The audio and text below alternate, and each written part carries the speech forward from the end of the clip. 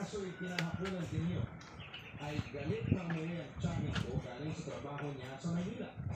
Dali-dali raw talaga siyang umuwi sa amin sa pagsangha dahil nakita raw niya ang mga uploaded picture namin ng biological mother at mga kapatid ko na nakatag sa akin sa Facebook. Pinagalitan niya rin si Lola dahil pumayag na makipagkita ako sa totoo kong nanay. Katuwiran ni Lola ay wala naman daw masama doon dahil naging maayos naman ang lahat. Pero ayon ang biyahin ko na may eksena sa buhay ko ang mama at mga kapatid ko lalo ngayon. Nag-aaral pa ako.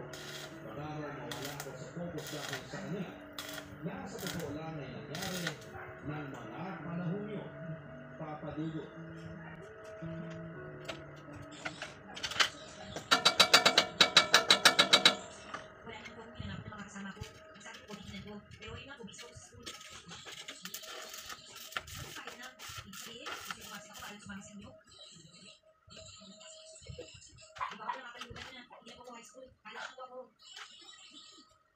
Hindi ko pareho yun. Mag-iba ko. Mas naipita ko sa college. May mga professor ko na nababang sa kapag-absent sa klase na. Kahit sa verse ako sa buong semester. Kaya kung hindi ko pwede basta na lang umabsent para lang po sumama sa inyo. Saan ka tugali niya? Hindi ko yung ibig kong sabihin. Pag ako ay yung nakako, dapat ang magawa kayo eh. Kasi nag-aalak mabuti.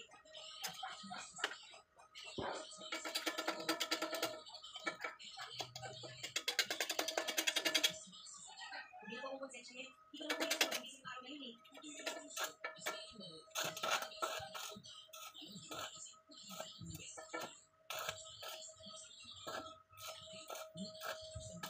Ano po mali doon? Eh sabi niyo ko lang kita. Kung lang dito tayo kita, dapat po ba nagkakatayo ako sa tuwa? Dali ba naman ako sa kanya? Hindi ba naman kasi nakakapagod ako? Kasi ulit nila eh. Sorry po, pero hindi ko lang ako sa isang mga eh. Wala naman po siguro mas masugali ko. Hindi naman siguro ako sanay. Masaya naman po ako kahit na ako lang po sa bahay nila Lola.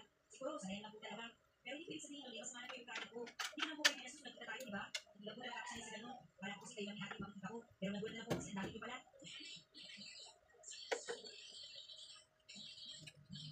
Hindi naman po kayo pinahihirapan. Sa totoo lang, ako nga po yung pinahihirapan nyo eh. Ay, wala po. Hindi na po yan dito. Wala po talaga. Hindi na po akong pinili sa mga ano. Ay, sige naman, nababa ko na po ko. Siguro na po ako. Dahil po kasi ako eh. Gabi na po sa akin ng 10 PM. Kakaka po sa school kaya pinag na po tayo mga ng maaga. Bye po, bye. Guys, tapos na po yung tatlong pintura aircon natin. Ginawa natin. Yan. Na window grills. Hindi makita guys. So, na-fix na po natin yan. Tignan natin dito. Hindi siya makikita. Yan. Okay, so. Pintura na lang yung kulang. Ito yung pangatlo. Yan. Hindi makita guys. Hindi siya pwedeng i-zoom. So, yan. Yan. Umuulan kasi guys. Sakto lang yung pan natin. Pagkakadali natin guys. Umuulan. Pintura na lang. Pangatlo. Yan. So, mayroon po yung fire exit. Fire exit.